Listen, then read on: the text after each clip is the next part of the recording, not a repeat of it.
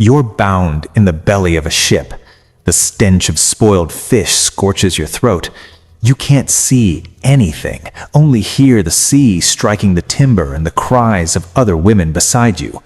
6 days ago, you were kneeling in the monastery of Lindisfarne. 6 days ago, you were a consecrated virgin, devoted to God, sheltered by your belief. That shelter proved to be a lie. The men from the north came with the morning mist.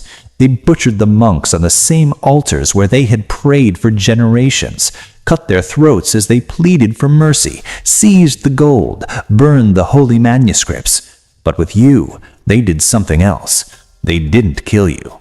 They shackled you, hauled you to the shore, tore away your habit in front of all to confirm your age and physical state. You're 15 years old and you just discovered that in the northern lands there's a special category of slave. It's named Frilla Christina, Christian captive, ideally a nun, ideally a virgin. Because for the Vikings, there's no greater triumph over the Christian god than turning his consecrated virgins into lifelong concubines. The ship travels north. Norway is 3 weeks of sailing distant. And what waits for you when you arrive? The Catholic Church will spend the next 1,000 years trying to remove it from official history. This is the account of the 23 nuns taken at Lindisfarne in the year 793, what signals the dawn of the Viking Age. And the most horrifying part isn't what they did to them, it's that no one rescued them. Not the Christian kings, not the bishops, not even the parents who gave them to the monastery believing they'd be safe. Everyone knew what the Vikings did with captives, and everyone remained quiet. If this story holds you, drop a like and subscribe. It takes a moment and helps us keep uncovering the voices the world chose to mute. But before you understand what the Vikings did to these women, you must understand what they lost that dawn. June 8th, 793 AD. Dawn. The island of Lindisfarne lies off the coast of Northumbria, England. It's one of the most sacred sites in all of Christendom, home to the relics of St. Cuthbert, a place where monks have prayed and copied holy texts for more than 150 years. The monastery shelters 47 monks, 23 nuns, and riches gathered over generations. Gold chalices, silver crosses, manuscripts illuminated with covers set in precious gems, reliquaries holding the bones of saints.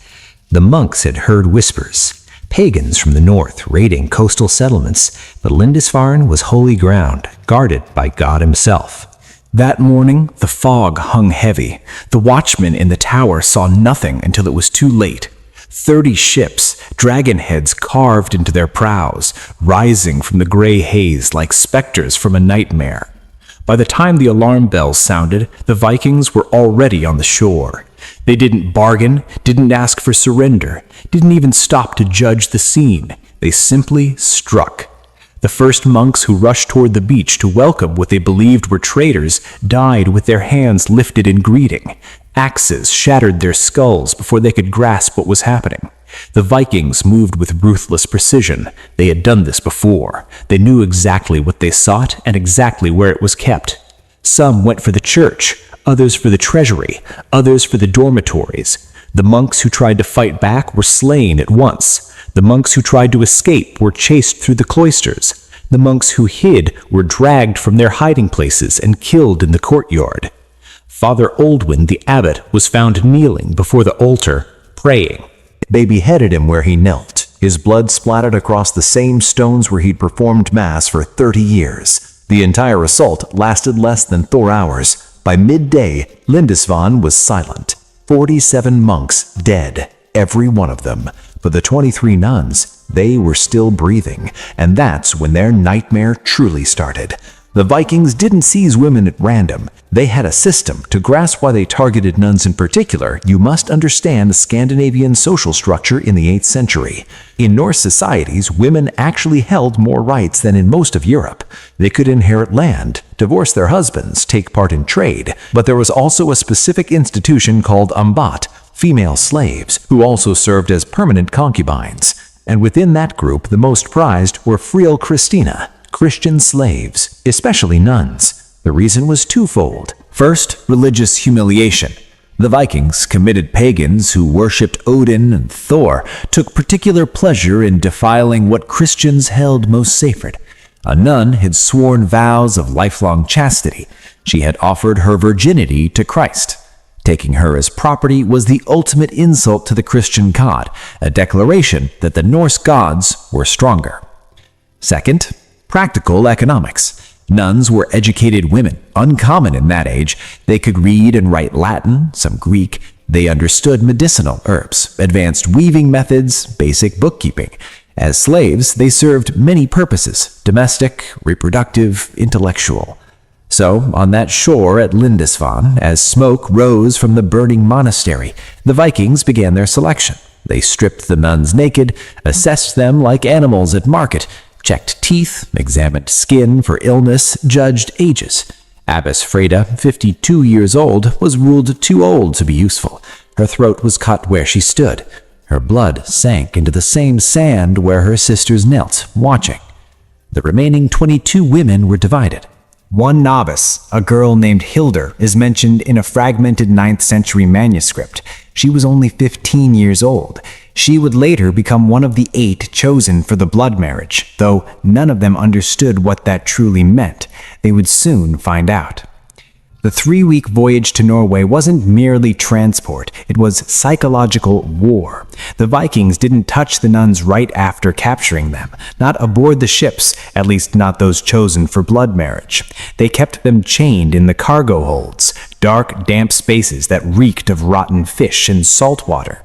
They fed them scraps, moldy bread, dried fish so salted it scorched the throat. They forced them to urinate and defecate where they sat. No privacy, no washing. It was deliberate depersonalization, a method to destroy the identity they'd formed over years of monastic life. The warriors visited them often, not to violate them, not yet, to humiliate them in other ways. They made them speak blasphemies against Christ, cut their hair, which the nuns kept long beneath their veils as a sign of consecrated womanhood, and cast it into the sea, forced them to drink strong beer until they vomited, shattering their vows of sobriety. They forced them to watch pagan sacrifices where Vikings killed animals and scattered the blood across wooden idols carved to depict Thor and Freya. Every act was meant to prove that their God had not protected them, that their vows were worthless, that their identity as brides of Christ was a fragile illusion meant to be shattered. Modern psychology has a name for this: learned helplessness. In the 1960s, researcher Martin Seligman found that when subjects realized nothing they did could alter their situation, they stopped resisting. They gave up, not out of weakness, but because their minds were trying to save them from insanity. First, you resist. Then, you see resistance fails. Then, you cease resisting. Then, you stop feeling. The nuns in those ship holds were being methodically broken. Not through violence, not yet, but through humiliation, isolation, and endless uncertainty. By the time they arrived in Norway, most had already surrendered within. That was the intent. What you're about to hear is so disturbing that the Catholic Church spent centuries eliminating every record that mentioned it. Subscribe because Torture Diary does not turn away from history's darkest chapters. When the ships at last reached the Norse coast, likely somewhere near the Hordaland region, the next stage of the system began. The nuns were unloaded and brought to what the Norse called thralahus, slave houses, wooden buildings where captives were processed before final assignment. There they were washed for the first time in the weeks, not from mercy, but because Vikings valued basic cleanliness in their property. They were inspected by older Norse women, skilled at judging fertility, dental condition, signs of illness, and physical strength. Based on these assessments, the nuns were categorized. The 8 youngest and most attractive were prepared for bloodleap, blood marriage. This was an elaborate ritual described in the Icelandic sagas, though the sagas usually omit the harshest details. It took place during Blot, a Viking religious festival held 3 times each year. The captive was led to the Herger, a pagan stone altar typically set in a forest clearing deemed sacred. She was naked, her hands bound behind her back. The Jarl or Herr, the local leader claiming her, stood before her, wearing ceremonial armor. Between them, a Godi, a pagan priest, conducted the rite. The Godi sacrificed a horse, an animal sacred to Odin. He gathered the blood in a bronze bowl and blended it with fermented mead. He forced the captive to drink the mixture while chanting invocations to Freya and Frigg, goddesses linked to fertility and marriage. Then the Jarl sliced his own palm with a ritual blade and compelled the captive to do the same. They pressed their bleeding hands together as the Godi tied them with a leather cord, forming a blood bond that, in Norse belief, bound their spirits forever. The final stage of the rite was public and savage. The Jarl claimed the captive on the stone altar while the community looked on.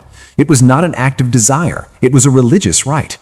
Onlookers chanted hymns to Freya, struck shields in rhythm, drank mead. When it ended, he smeared her forehead with her blood, marking her as his friller. The full ceremony could last for hours depending on how many additional rites the Godi judged necessary. For the nuns of Lindisfarne, this ritual meant a complete erasure of their former identity. They had spent years, some decades, cultivating spiritual purity. They had memorized psalms, fasted, scourged their own bodies to suppress carnal desire. Their entire lives were centered on virginity as sacrament. Now that virginity was ripped away in a pagan ritual, deliberately meant to defile what they held most sacred. Many attempted to resist, crying prayers in Latin, calling on the Virgin Mary. But the Vikings took that resistance as proof the ritual was succeeding, that they were shattering the Christian god's hold over these women.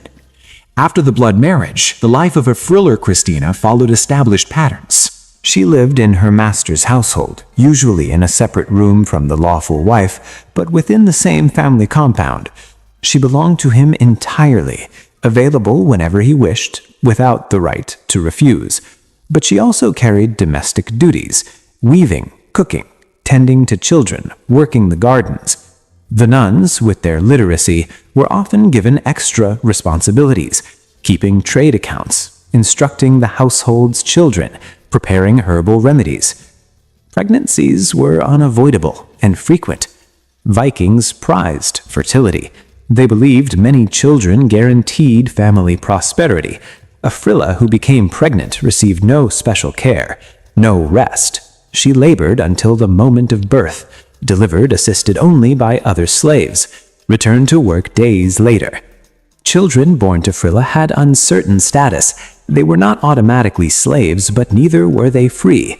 The master could choose to accept them as legitimate offspring, reduce them to slavery, or expose them.